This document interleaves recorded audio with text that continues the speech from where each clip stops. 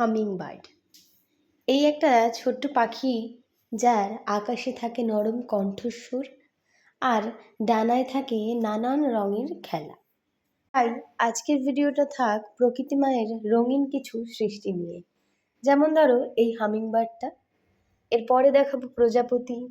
এগুলি প্রকৃতির রঙিন সৃষ্টি, যার মধ্যে থাকে না কোনো জটিলতা, থাকে শুধু ভালোবাসা আর মায়া। এবারে দেখাবো সেই লালঝুটি কাকাতুয়া, ধরে সেচে বায়না, চাই তার লাল ফিতে চিরুনি আর আয়না।